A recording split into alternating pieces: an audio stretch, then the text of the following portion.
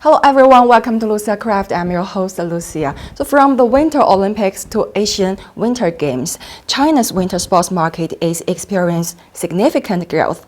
Today we are joined by Jennifer and Torje, guests from Nansen Camp, to talk about the winter sports in China and Nordic countries. Warm welcome, my guest. It's my honor to have you. Please could do the self-introduction first. So my name is Jennifer. I grew up close to the mountains. And I've been skiing my whole life, and that's really a passion for me, a way of hanging out with friends and spending time with my family. So skiing means a lot to me, and I'm really glad I got the chance to come to China. My name is Torje. I was born and raised in a mountain village in Norway. I'm the son of a ski instructor. I'm a ski instructor myself. I've been to China 2 times before, every single time within the snow sports area, and I am very glad that I could come back. I know, Jennifer, this is your first visit to the ski camp in China. My first visit to China and my first visit to the ski camp, yeah. So what's your impression on the infrastructure here, or the local people's passion to winter sports, or what aspects impress you the most this time? First, it's a really beautiful country. We took the train from Beijing up to the ski resort, and I just saw all these mountains, and it's really beautiful. And what also impressed me is how much people are interested in learning skiing, and a lot of good snowboarders out in the slopes. So Torje, you mentioned that you have been here 2 times, so this is the 3rd time. Yeah. So compare with the first time's impression to this time, so what the changes have you seen? I think at least from last year till this year, the biggest change is that there are a lot more people in the slopes. You can see that the resorts are quite packed with people, so you can see that it's a growing interest among the Chinese people, is my impression at least. Of course, there is always things that seem different when you come the 2nd time, the 3rd time around. But it might be me as well, that I have changed each time I've been here as well. So every time I come back, it feels a little bit less foreign and a little bit more familiar. So except that, I don't think a lot has changed. You can see that the passion is there among the general Chinese people, and the will to expand, to create more, and to create a better product. So Jennifer told me that you have a brand new starter student, and so how do you set up the courses for the students? The courses are very typical Norwegian style, or you just make some adjustments for the local children, local students? We try to focus a lot on each individual student and trying to find what kind of strengths they have, instead of searching for flaws and what they're doing wrong. If you're able to find their strength and work with that, then I think it will get a lot longer or further than if you were to look for errors all along the way. So how do you arrange these 5 days courses? We of course have a plan what to do, but we really look at the individual and try to adjust the start of the course so it fits each student. Yeah, so other than sports skills, what would you hope to introduce or share with the children through these training courses? One of the main things we want to share is the joy of skiing. A lot of people are under the impression that you learn to ski to learn a new skill, or it's good exercise, you get out in fresh air. All of those things are true, but I believe, or the whole Norwegian ski school model believes, that the main thing is to feel the joy and happiness that you get out of it. Yeah, I totally agree with Torje. You don't end up to be a skilled skier in 1 week, but what you can find in 1 week is a passion, and that's what we want them to find during the week on Nansen Camp. We want them to find something that's really fun and that they like to do during their lifetime. Since the Beijing 2022 Winter Olympics, over 300 million people have participated in winter sports, with the largest proportion being people aged 18 to 30.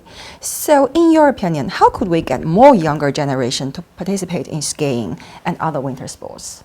The main things is, like we already talked about, finding the joy and also seeing the positive benefits from being outside and being active in the winter time. And I also think that I was in the southern part of China the first time I was here, and they had very small indoor centers with dry slopes, quite primitive, but still the offer is there, the possibility to put on skis and try a couple of turns on a dry slope. It's not much, but it's a possibility to at least be introduced to it. If the offer isn't available in your close region, it's also much harder to start with it, isn't it? You usually find an activity that is quite similar to the surroundings of where you live. What about you, Jennifer? Yeah, I think if I just think about how it is back home, it's really a thing that families do together. So when you're spending time with your family, you go out skiing, and then you are quite small and you see your older brother or sister skiing, and you get inspired to do it, or your friends are skiing. Yeah, that's one way I think how you can get younger kids to start skiing early. And then for older people to start skiing, I think it's just important to not put so much pressure on it, and really lift the thing about having fun as the top thing, the most important thing. And then I think older people will also be brave enough to try out something new and go step outside the comfort zone. Like I said in the beginning, from the Winter Olympics to the Asian Winter Games, China has been continuously promoting the popularization of winter sports in recent years. So what potential for cooperation do you think there is between the Northern Europe and China in ice and snow sports? Sports is a really good way of building bridges between countries. It's a good way to know other cultures, like we are going here for skiing, and we get to know the Chinese culture. And kids coming to our camp get to know the Norwegian culture. And yeah, everywhere in the world that's really important.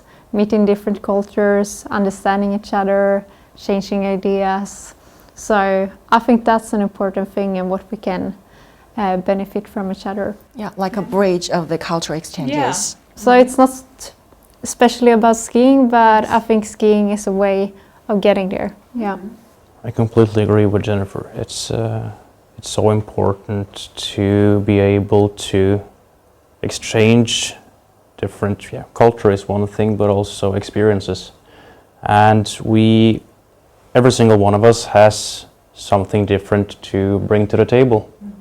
So it's not that like Norway and China. It's not Norway doesn't benefit only from China, or China only benefits from Norway. We benefit from each other. We can see that in the Nansen Camp, the cooperation between Norway and China. We are making each other better along the way. So I think cooperation would be a big possibility. And the resorts, the pistes in China, they are big. They are very well groomed. It's a huge potential that lies here. So I think Europe would benefit a lot from a cooperation with China, and I think China would benefit a lot with cooperating with northern parts of Europe. So what about the future? Do you have any plan just come back, not only for the courses, but also walk around in China in different places? With the visa-free policy, it makes it more simple to go here, and I would love to go here more. It's like I've seen some parts of China, and still it's like I've only seen a fraction, right? I can probably travel a whole lifetime and still not being able to visit every single area in China. So it would be great to be able to come back and experience even more and more parts, and also getting to know more people. Of course, when you are based in one region at one resort, you tend to meet a lot of people from the same region as well.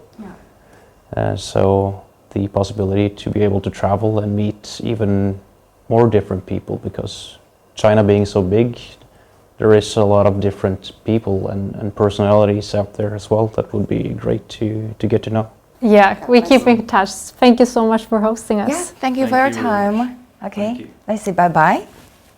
Bye. Bye-bye.